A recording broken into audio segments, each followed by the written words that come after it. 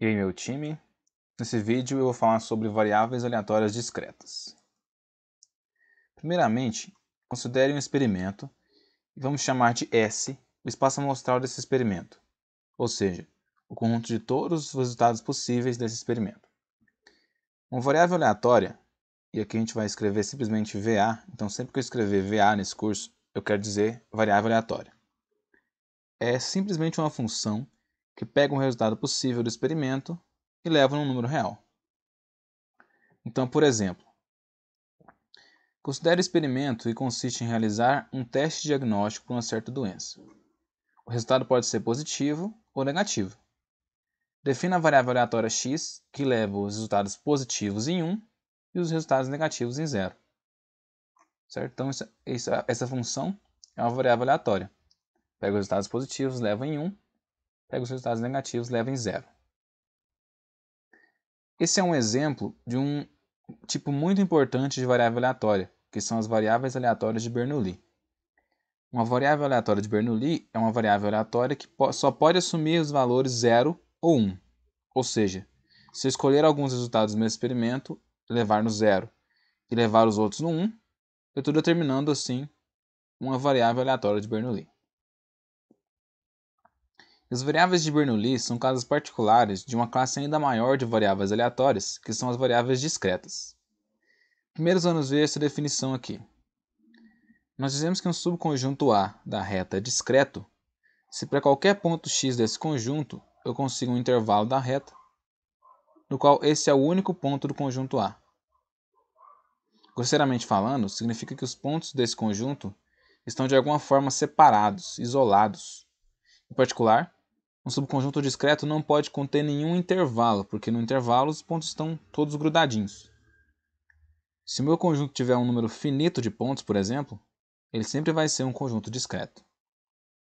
E aí, eu vou dizer que uma variável aleatória é discreta se ela leva o meu espaço amostral em um subconjunto discreto da reta, ou seja, se ela assume valores num conjunto discreto. Então vamos voltar a um exemplo que eu passei num vídeo anterior, em que o experimento era determinar o número de bombas de gasolina em uso em cada um dos dois postos. Cada um deles tinha um total de 6 bombas, e o nosso espaço amostral era o conjunto de pares, onde o primeiro e o segundo elementos podiam variar de 0 a 6.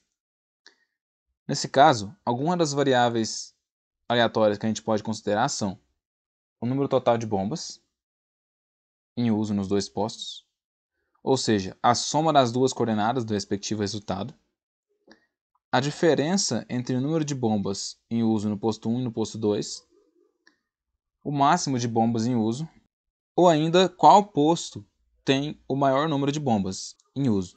Se for o posto 1, eu levo o resultado em 1. Se for o posto 2, eu levo o resultado em 0, criando assim a variável aleatória de Bernoulli. Tá, mas até agora a gente não falou nada de probabilidade. Como é que eu associo probabilidade a uma variável aleatória? A gente sabe que probabilidade é um número associado a um evento, que é um subconjunto do espaço amostral. Então eu tenho aqui o espaço amostral S. Um evento é um subconjunto desse espaço amostral. E a probabilidade é um número associado a esse subconjunto, uma espécie de medida desse conjunto. A variável aleatória, ela pega não subconjuntos, mas elementos desse espaço amostral, ou seja, resultados, que levam em números reais. Então ela pega um Szinho aqui dentro e leva em um número real x. E não tem nenhuma restrição a princípio a respeito da quantidade de resultados associados ao mesmo número real. Eu posso ter vários resultados do experimento associados ao mesmo x, por meio dessa variável aleatória, que é uma função que pega um resultado e leva num número real. E se eu pegar todos esses resultados, eles formam um subconjunto do espaço amostral, ou seja, eles formam um evento, que é o que a gente chama de imagem inversa de x. É o conjunto de todos os resultados que são levados nesse xzinho pela variável aleatória x. Então agora a gente tem um evento associado a cada um dos valores que a variável x pode assumir, que é essa imagem inversa. E aí a gente pode calcular a probabilidade desse evento. Esse evento pode ser descrito como a variável x assume o valor x. Então agora para cada número real, a gente tem um evento associado que é esse aqui. E claro, a cada evento está associado a uma probabilidade. A função que pega cada número real x e associa a probabilidade da variável x assumir o valor x é denominada função de distribuição de probabilidade ou função de massa de probabilidade da variável aleatória x. Observe que se esse x que eu escolhi aqui na reta não for assumido pela variável x, ou seja, se não tem nenhum resultado que vai nele, ainda dá tudo certo, porque aí a imagem inversa é o vazio. E o conjunto vazio continua sendo um subconjunto do espaço amostral, e além disso a gente já sabe que a probabilidade do vazio é zero. Então, ok. Se o cara estiver aqui, não tem ninguém que vai nele, então a imagem inversa dele é o vazio, a probabilidade do vazio é zero.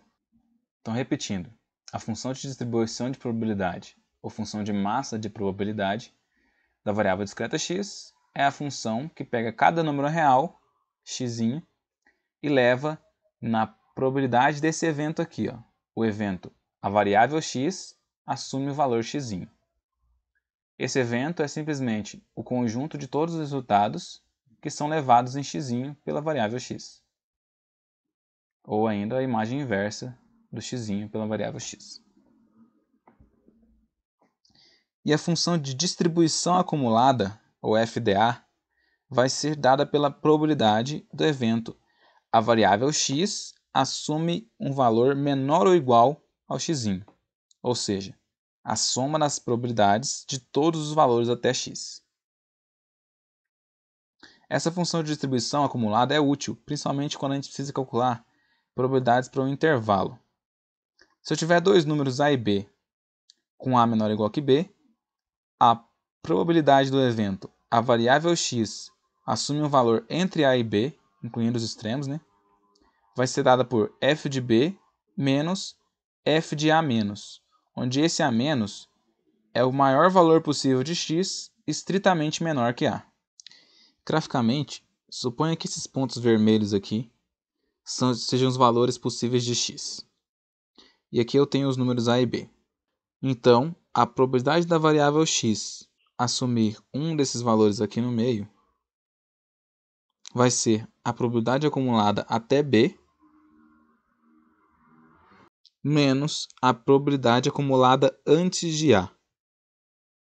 Se a for um valor possível de x, eu não posso tirar a probabilidade de x ser igual a a, se o a fosse esse cara aqui. Ele estaria incluso. Então, em qualquer caso, eu vou tirar até o maior valor possível de x, que é estritamente menor que a, que é o que eu estou chamando aqui de a menos. Vamos dar uma olhada nesse exemplo aqui agora. Para cada um dos 15.000 estudantes de uma universidade, pergunta-se o número de disciplinas nas quais está matriculado. Então aqui eu tenho na primeira linha o número de disciplinas, na segunda linha a quantidade de alunos matriculados para cada um desses números, e na terceira linha eu tenho as respectivas proporções da quantidade de alunos em relação ao total. Essa proporção pode ser interpretada também da seguinte forma: se eu selecionar um aluno dessa universidade aleatoriamente, a probabilidade desse aluno estar matriculado em apenas uma disciplina vai ser 0,01. A probabilidade de ele estar matriculado em duas é 0,03 e assim por diante. A pergunta é: como que a gente pode calcular o número de médio de disciplinas por estudante? A ideia é somar todos os números e dividir pelo total de estudantes. A gente pode agrupar esses números dessa forma. A gente sabe que 150 estudantes estão matriculados em uma disciplina. 450 estão matriculados em duas, e assim por diante. Então a média é o resultado disso aqui. E aí a gente pode separar essa soma no numerador dessa forma, transformando essa fração nessa soma de fraçõezinhas. Agora observe que essa razão aqui é justamente a proporção que estava lá na tabela. Então eu consigo o valor médio das disciplinas por estudante simplesmente multiplicando cada valor pela respectiva proporção, ou pela respectiva probabilidade. Nesse caso, aqui, dá 4,57, ou seja, os alunos fazem em média entre 4 e 5 disciplinas nessa universidade. Isso é uma motivação para a seguinte definição. Seja x uma variável aleatória discreta com função de massa de probabilidade p, e vamos denotar por d o conjunto de todos os valores que x pode assumir. O valor esperado, ou valor médio, ou esperança da variável x é simplesmente a soma sobre todos os valores possíveis de x do valor vezes a respectiva probabilidade. Justamente o que a gente fez ali. A gente pegou o valor, multiplicou pela probabilidade, somou tudo. Isso deu o valor médio, o valor esperado, ou o que a gente chama de esperança. Se eu tiver uma função real, h, eu posso considerar a variável aleatória y igual a h de x. O valor esperado de y vai ser dado por essa forma aqui. A soma sobre todos os valores possíveis de x da função aplicada no valor vezes a probabilidade. A esperança de uma variável aleatória tem essa belíssima propriedade, que é, quando eu calculo a esperança de ax mais b, isso é a vezes a esperança de x mais b. Essa propriedade pode ser deduzida diretamente da definição. Agora lembre que a variância de um conjunto de dados x1, x2 até xn é definida como a média dos quadrados dos desvios em relação à média. Eu calculo todos esses quadrados aqui, somo tudo, divido pelo número de dados. Então, seja x uma variável discreta com função de massa p e valor esperado μ. A variância de x é o valor esperado do quadrado da diferença em relação à média. Ou seja, para cada valor possível de x, eu vou calcular o quadrado do desvio da média e multiplicar pela respectiva probabilidade, depois somar tudo. E o desvio padrão, como sempre, é raiz quadrada da variância. A gente também tinha uma fórmula alternativa para o cálculo da variância, sem calcular os desvios, que era essa aqui. Desenvolvendo um pouquinho mais, a gente chega nisso aqui. A média dos quadrados menos o quadrado da média. Para a variância de uma variável aleatória x, a gente tem uma propriedade análoga. A variância é o valor médio do quadrado de x menos o quadrado do valor médio de x. Além disso, se eu trocar a variável x por uma variável do tipo a vezes x mais b, a variância é multiplicada pelo quadrado de a. E o desvio padrão é multiplicado pelo módulo de a, que também são propriedades análogas às que a gente já viu para a variância de um conjunto de dados. Por enquanto é isso. No próximo vídeo eu vou falar sobre distribuições contínuas. Até a próxima!